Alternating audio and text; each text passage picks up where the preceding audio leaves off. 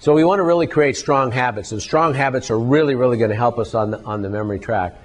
Mind over matter. And a lot of people say, well, I guess if you don't mind, it doesn't really matter, does it, Steve? Well, in our particular case, wouldn't we rather have a mind full, or do you want to be mindful? And mindful is really, really important in really anything we do. Anybody ever seen that scenario? Yeah, it probably happens quite often, especially to me. But we want to talk about mindfulness, and I think in my memory lectures, one of the things that I talk about is people get very, very concerned if they, for instance, have a problem maybe losing their keys. And I tell them that let's use the word misplace. Now I say if you find your keys and you have no idea what they're for, then that's a whole nother lecture, and that's an entirely different department. But yeah, exactly.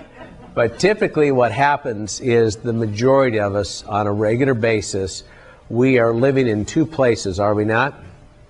We live in the past, full of disruptions and frustrations and anxiety and that type of thing. Or we live where?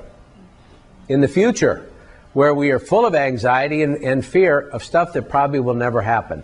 So I want to give you a couple elements when it comes to mindfulness and how you can train your brain.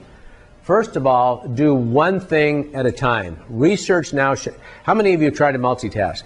I know I'm right there with you. Multitaskers, the latest research shows that you're much better off doing each task separately versus trying to do them all at once because you're not efficient in any of them. It takes 100% energy to do one task, let alone trying to do 3 or 4. And they find that if you did one at a time, you could be done in half the time. Amazing statistics.